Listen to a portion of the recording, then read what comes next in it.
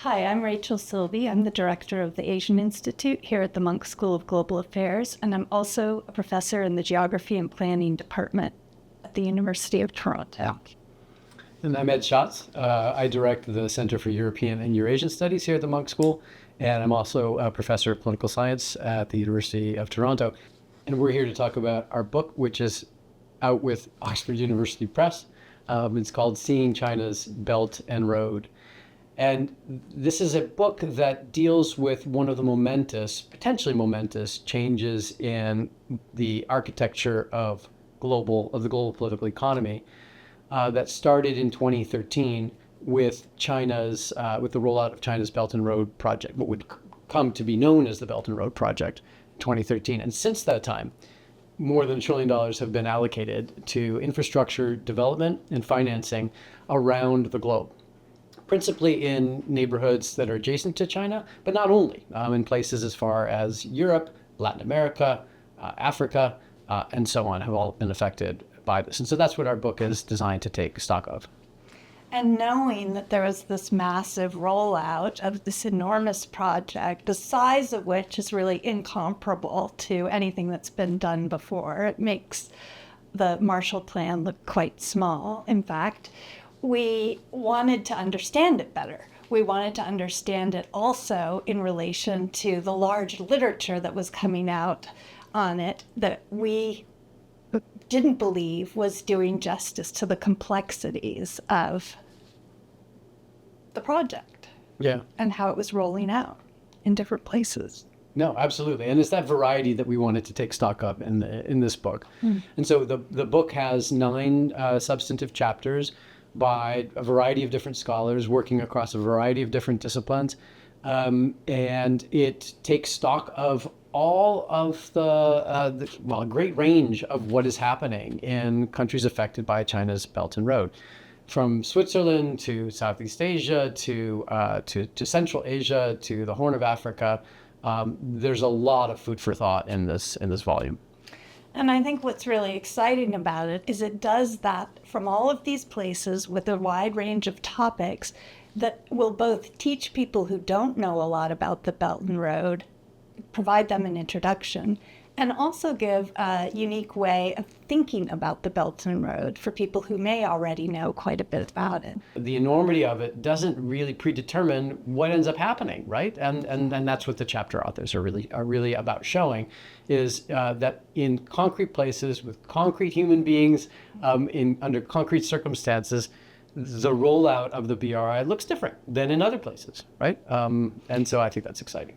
And that each of these scholars is able to actually tell you why and how in these particular places is a result of their expert knowledge in these particular spots. So we were delighted to have these wonderful chapter authors do this work, and to see it combined in this collection is really exciting. It's exciting, and it was a great honor to work with these people. And I think that anyone who picks up this book is going to learn a lot, even a lot about context that they might know reasonably well already.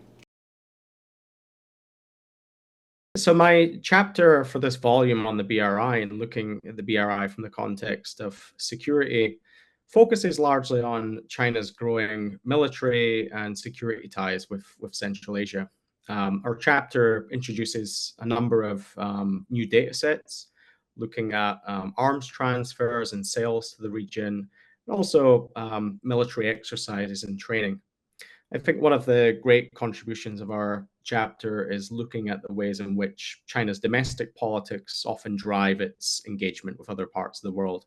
So in particular, we find that a lot of the military drills, unlike other actors that are historically important in the region, such as Russia, which have conventional military-to-military training exercises, China uses a lot of security services in its training, which kind of emphasizes its real focus on Uyghurs or counter extremist rhetoric, a lot of their engagement for the region. So they have a very securitized discourse when it comes to their engagement with Central Asia, largely about suppressing any Uyghur political activities or the return of alleged Uyghur fighters who are engaged in conflicts in the Middle East who may be returning and using Central Asia as a base for which to infiltrate Chinese borders. So that's kind of China's security understanding of Central Asia. And a lot of its drills are reminiscent of that. It uses security services who are working with National Guard units in each of the republics doing counterterrorism drills. We particularly look at the way in which China sees the Belt and Road as through a security lens. The way in which China's growing presence in the neighboring region of Central Asia has generated certain backlash, perceived threats from Uyghur separatists and terrorists, for example, attacks that have taken place against Chinese investments, particularly at moments of regime destabilization, such as in Kyrgyzstan when there was a revolution in 2020, and many individuals targeted Chinese investments during that time of when there was a power vacuum. And so the way in which China is increasingly getting entangled in this local politics and increasingly seeing the Belt and Road through a security lens. We view the Belt and Road as part of a project for China to build hierarchical relationships, relations of dependence with its neighboring states, and we show that through data on arms transfers, data on military exercises and training, in which the Central Asian security apparatuses are increasingly becoming dependent on Chinese assistance. Related to my chapter in the book, I used a set of ideas that and data that I gathered from secondary sources and from interviews relating to the amount of debt certain countries in the global south had taken on from China in order to build up their infrastructure, in order to further their economic progress after the coronavirus hit. Between 2013 and 2019, I can't remember how many times I went to China, but in some cases it was sometimes even more than twice a year. So and when I went to China, I would often meet with Chinese scholars and political economy and ask them about the BRI and China's going out process. And I had been involved in a number of projects with China's going out, or even earlier. And so this had been an area of interest of mine, I guess from the beginning of the going out process already in the 20-aughts. But the interesting thing to me was that when the BRI was announced, then it becomes has a kind of framework notion of it, which was new and which I pursued. And of course, since I had many contacts in China, I would go and ask people about this, and I would get certain details, like the details that the BRI was being managed through the same office as the Develop the West thing, or what they call in China sometimes is one institution, two signboards. And that was done for quite a while. And it also became clear to me that the steering organization was the National Development and Reform Commission, the NDRC, and that becomes a focus, especially of Carl Yan's work. And he did interviews with the National Development and Reform Commission, as well as with the railway sector. So he had the insight. He had been working on the railway sector inside China before that. And his PhD thesis was on the railway sector. So he had deep information on the railway sector. I had this more of a kind of overall information of the Chinese state. So we could compare notes on okay, who does what, where, when, and how, and he could bring it down to the project level, where I would focused more on the conceptual level. So my chapter in this book started from an interest in thinking about the tensions between ambiguity of the Belt and Road Initiative and also kind of the grand spectacle of the initiative. It was making headlines, kind of all over the world. You had 100 and something countries signing on as I started to study it, but it also seemed like this really elusive, ambiguous initiative. So my fieldwork follows kind of in the trend of several other scholars who started to look at the Belt and Road from the ground. And I ended up doing my dissertation fieldwork in Laos for about 18 months and working in local communities and villages around construction sites within special economic zones. And my fieldwork was very kind of on the ground within one economic corridor. So this chapter highlights that corridor research. I kind of call it a follow the corridor approach, and tried to look at several Belt and Road Initiative projects within that, taking into account not only kind of the local perspectives, but how, again, labor operates, local land politics, questions about how projects are built beyond just their material construction, but how we think about them, how we see them, how certain people are seen in light of them. So my chapter tries to merge a lot of those insights into one paper to think about visibility around the Belt and Road Initiative and resolve that tension between its ambiguity and spectacle. So the chapter in my book was part of this bigger project on Chinese digital infrastructures in Switzerland. And I have a background in anthropology and also in China studies. So as an anthropologist, I obviously wanted to do field work, and I tried to do this in various ways, although actually this field has been very difficult to access. On the one hand, because I had to do studying up, meaning that I had to approach managers, company managers, people of a higher status than I am usually, and also people from companies who have legal departments who are very well aware of their rights, and also shaping what people should talk about them that have an interest in presenting themselves in a certain way. So what I did manage to do was, on the one hand, to conduct formal interviews with a range of different company managers. On the one hand, Chinese companies in the fiber optic sector, in the digital sector in Switzerland, but also with their Swiss partner companies. And in addition to this, I also conducted some informal interviews. I went to a lot of industry events where I could get to know more about the activities of these companies and what they were actually doing.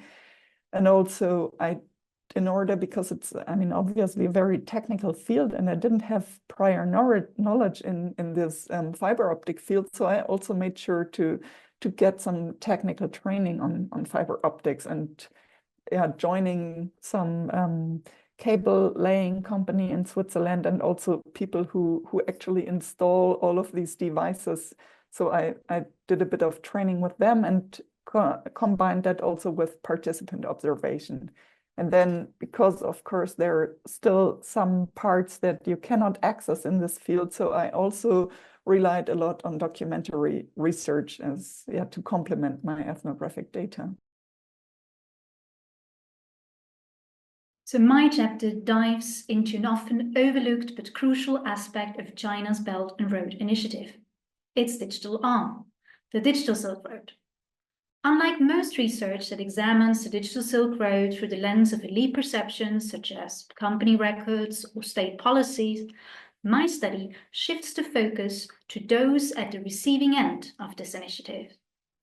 It asks, how do citizens view and react to the growing presence of Chinese-made surveillance cameras in Central Asia?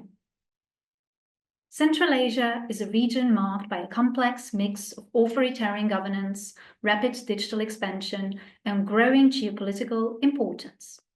By examining public attitudes towards surveillance cameras produced by Chinese companies like Huawei, Dahua Technology, and Hikvision, I shed light on how these technologies, embedded within the Digital Silk Road, reshape Central Asians' perceptions of safety and privacy. To explore this question, I use a unique bottom-up approach that combines survey data from the World Value Survey Wave 7 with visual documentation of Chinese surveillance cameras in Kazakhstan, Kyrgyzstan, and Tajikistan. My findings reveal that most Central Asians approve of the government's use of Chinese surveillance cameras. So, contrary to what we might expect, rather than viewing the intensified surveillance as an intrusion into their privacy, they generally see the state's deployment of surveillance cameras as a public good that enhances security. Women in particular view these cameras as safeguards against gender-based violence in public spaces. My results challenge, therefore, the conventional views that people in authoritarian societies simply lack an understanding of privacy rights. Instead, the result shows that many Central Asians consciously support CCTV surveillance enabled by China's digital Silk Road due to the historical legacies and present political realities. My study, therefore, not only offers a groundbreaking perspective that considers people's lived experiences and perceptions of China's BRI, it also offers fresh insights into the implications of China's growing digital footprint and what this means for citizens' privacy in the 21st century.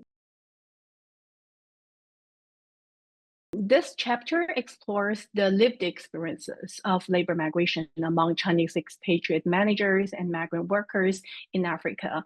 And I chose the words expatriates to kind of encompass a very broad spectrum of Chinese individuals working in Africa, ranging from managers to specialists to professionals and manual workers.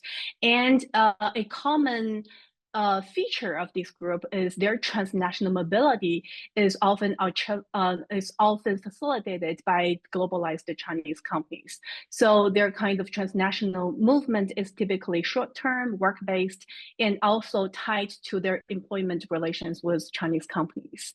And for fieldwork, I did my fieldwork in Ethiopia, where I studied Chinese individuals from 3 different sectors: construction, which, as we can imagine, are labor intensive and mostly employed less skilled workforce. Telecommunication is the second sector, which represents more kind of knowledge and technology intensive sector and employs relatively well-educated groups of Chinese. Manufacturing is the third sector, which is characterized by kind of large numbers of small private investors and kind of family owned firms. So I drawn upon over 60 interviews during my field work and from these 3 sectors to understand the process of expatriation. I looked at their pre-departure, workers' experience during their tenure in Ethiopia, and at the stage when they thinking about repatriation, right, back to China. And I'm looking at different questions at the 3 different stages. So for pre-departure, I look at what factors that drive their decision to take up this overseas position and to what extent they can negotiate their contract details. And during their tenure in Ethiopia, I explore how their everyday lives are regulated and managed, and what are the challenges they experienced while working in a foreign country. So during the post-expatriation stage, I look at what options they have back home, and especially how they decide and how they experience the kind of a contract renewal or repatriation.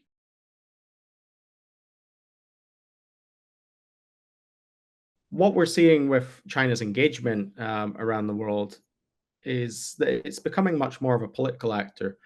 A lot of countries that have fragmented political systems or a lot of internal disagreement, you're seeing a lot of discourse now about China's growing role that's being used to mobilize people for political purposes.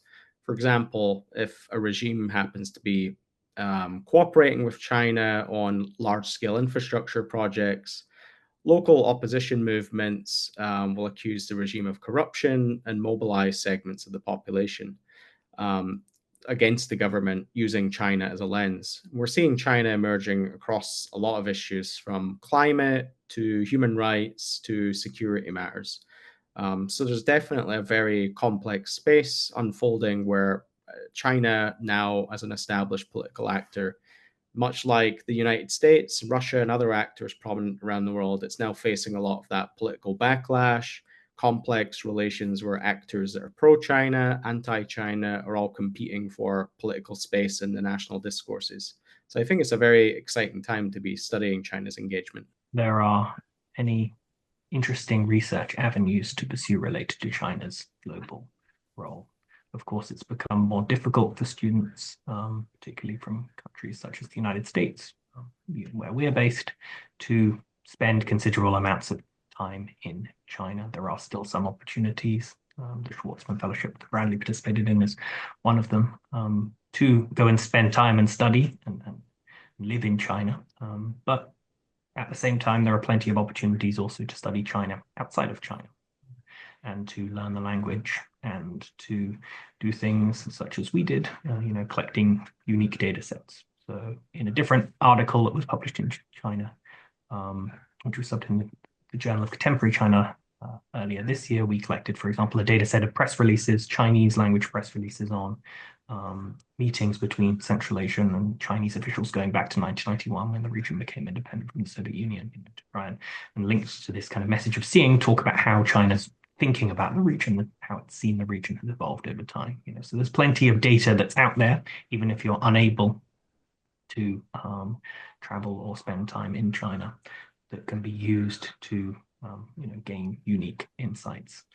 I would advise them to pick an area of the world that they feel that China is active in and that may be understudied, maybe less known, especially to readers and audiences in the West, and to try and go to those places to try to do field work and speak to the people on the ground, because there's no substitute for on-the-ground local knowledge in terms of understanding the relationship that China has with that specific country, with that specific place. I mean, what comes out of our work is, if you want to know what China does elsewhere, first find out what China does at home.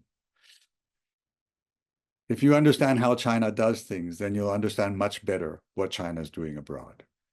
One, I think it's critical to have a handle on what we mean when we say China, and to constantly be breaking apart this singular idea of China as operating with one sort of logic or force behind it. So pushing students to know their Chinese history, know the kind of pathways of Chinese external development, and to, again, break apart this monolith of China. I'd also really push those students to have long-term grounded fieldwork objectives wherever they would like to research global China. Having a grasp on one or more languages is critical to this research. Understanding the contextual dynamics, not just seeing global China as a moment in history, but understanding it in a longer trajectory of history of a place. For example, thinking about in my own work, how histories of infrastructure development from colonialism through the Cold War to the present are connected in really interesting ways. So I would push students to do a lot of historical reading, language study, and spend time on the ground. I think my most important suggestion would be to really go on the ground and really talk to actors, to look at the actors and really to talk to the people, and not just talk, but also observe. So, because obviously many times there can be differences in what people say, what they publicly claim, and what they actually do. So I think as an anthropologist, we are very well aware of these differences. So I would really suggest anyone to go beyond just mere policy papers and to really look on the ground what is happening, and to observe and to immerse yourself in it. If you're interested in studying China, speed up your Mandarin. Other aspect, try to be critical. Try to be critical. Don't just believe every narrative you hear on in policy briefs, and in particular American policy briefs. Just try to make up your own mind and really study the region and go there if you have the chance, because it's just an interesting experience as well. because I actually was the first time in China mainland only a year ago, and I was shocked by the extent to what everything was digitalized in Beijing and Shanghai. And it somehow also kind of, I mean, of course, there were surveillance aspects, which I noticed because I'm sensibilized towards those.